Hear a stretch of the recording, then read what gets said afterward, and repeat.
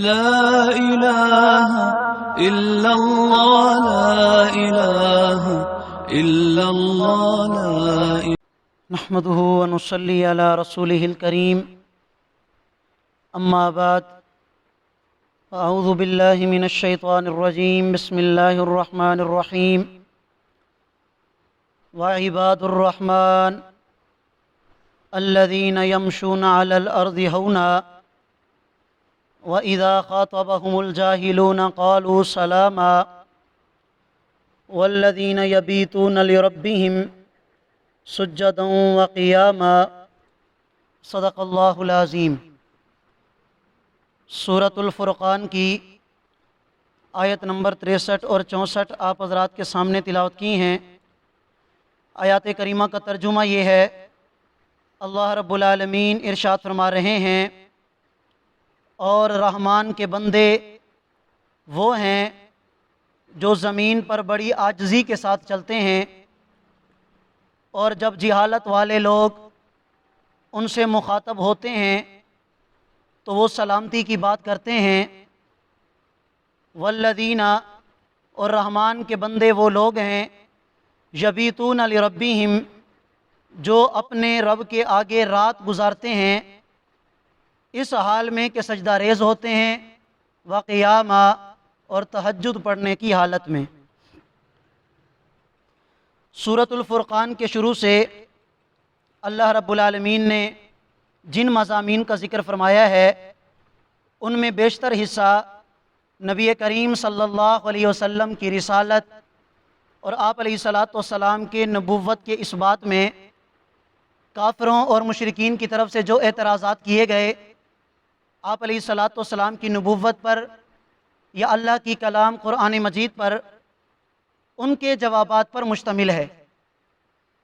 آج جو آیات کریمہ آپ حضرات کے سامنے تلاوت کی ہیں یہ تقریباً سورت کا آخری حصہ ہے، اور اس حصے میں اللہ رب العالمین نے اپنے ان مخصوص اور مقبول بندوں کا ذکر فرمایا ہے کہ جن کا رسالت پر ایمان بھی مکمل ہے، اور ان کے عقائد، ان کی عادات، ان کے اعمال، ان کے تمام تر اختیارات وہ صرف اور صرف اللہ کے تابع ہوتے ہیں.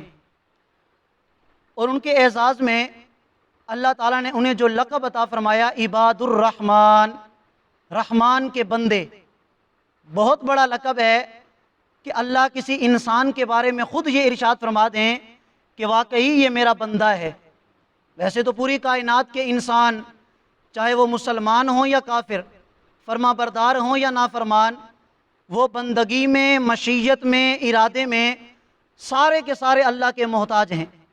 اس کائنات میں پتہ بھی اللہ کی مرضی کے بغیر ہل نہیں سکتا، نہ زمین پر گر سکتا ہے، تو کوئی انسان اپنے اختیارات کو کیسے استعمال کر سکتا ہے؟ لیکن یہاں جن بندوں کا ذکر کیا جا رہا ہے یہ وہ خوش قسمت انسان ہیں، وہ اللہ کے بندے ہیں کہ جو اپنی مرضی کے مطابق اپنے اختیارات کو اللہ کی مرضیات کے مطابق اور اللہ کے ارادے کے مطابق استعمال کرتے ہیں. رب العالمین نے سورت کے اس آخری حصے میں اپنے ان مقبول بندوں کی 13 علامات اور 13 صفات کا بیان فرمایا ہے، جن میں سب سے پہلی صفت ان کا عباد ہونا. عباد یہ عبد کی جمع ہے، اور عبد کا معنی ہوتا ہے اپنے آقا کا غلام، اور شریعت کی اصطلاح میں عبد اسے کہا جاتا ہے کہ جو اپنی آقا کی مرضی کے مطابق کوئی عمل بھی نہ کرے، اس کے عقائد آقا کی مرضی کے مطابق، اس کے اعمال آقا کی مرضی کے مطابق، اس کے تمام تر اختیارات وہ اپنے آقا کی مرضی کے مطابق ہوں.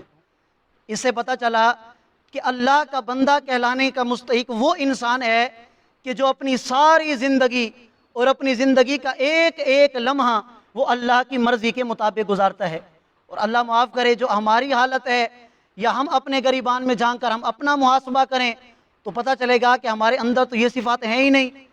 ہم کیسے اللہ کے بندے ہیں کہ مرضی اپنی کرتے ہیں، خواہشات اپنی پوری کرتے ہیں، نہ اللہ کی مرضیات کے مطابق، نہ نبی علیہ الصلاۃ والسلام کے طریقے کے مطابق، نہ آپ علیہ الصلاۃ والسلام کی سنت کے مطابق. تو اگر اس آیت کریمہ کو دیکھا جائے تو ہم اللہ کے بندے کہلانے کے مستحق ہی نہیں ہیں.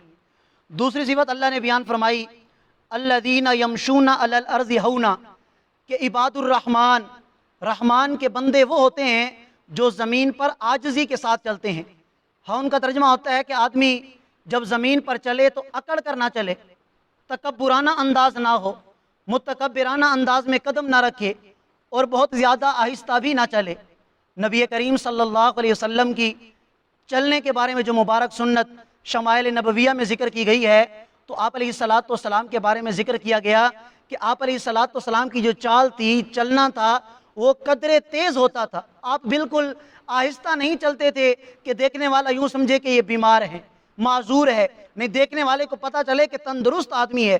آپ علیہ الصلاۃ والسلام قدرے تیزی کے ساتھ چلتے تھے، چنانچہ روایات میں آتا ہے کأنما الارض تطوی لہ، آپ علیہ الصلاۃ والسلام جب کہیں سفر کرتے تھے، چلتے تھے، تو ایسا لگتا تھا کہ زمین کو ان کے لیے سمیٹ دیا گیا۔ جلدی جلدی آپ علیہ الصلاۃ والسلام چلا کرتے تھے۔ حضرت عمر فاروق رضی اللہ تعالیٰ عنہ نے ایک نوجوان کو دیکھا کہ بڑا آہستہ آہستہ چل رہا ہے، تو آپ نے پوچھا کہ بھائی بیمار ہو؟ کہا کہ نہیں، بیمار نہیں ہوں۔ تو حضرت عمر فاروق رضی اللہ تعالیٰ عنہ نے یوں درہ اٹھایا اور فرمایا کہ صحیح چلو، یہ کیا بیماروں کی طرح تم چل رہے ہو؟ تو بزرگی اسے نہیں کہتے، عاجزی اسے نہیں کہتے کہ آدمی آہستہ آہستہ چلے، بلکہ یہ تو سنت کے خلاف ہے۔ اگر خود جان بوجھ کے ایسے چلے گا، بنا کے چلے گا، تصنع ہوگا، تکلف ہوگا، تو یہ تو سنت کے خلاف ہے۔ آپ علیہ الصلاۃ والسلام کی سنت کے مطابق عاجزانہ انداز میں انسان کو چلنا چاہیے، اور یہ عباد الرحمن کی دوسری صفت ہے۔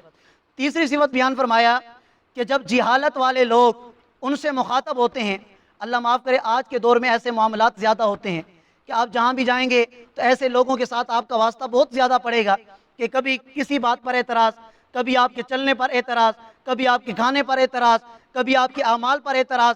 تو اللہ فرماتے ہیں کہ جو عباد الرحمن ہیں، رحمان کے بندے ہیں، ان کا طریقہ کار یہ ہوتا ہے کہ وہ آپسی میں جواب نہیں دیتے، اپنے اوپر کیے ہوئے وار کا انتقام نہیں لیتے، بلکہ عاجزی کے ساتھ سلامتی کی بات کرتے ہیں کہ ٹھیک ہے بھائی، تمہیں جو لگتا ہے تم وہی کرو، مجھے جو اچھا لگتا ہے میں وہی کرتا ہوں، میری تمہارے ساتھ نہ کوئی لڑائی ہے۔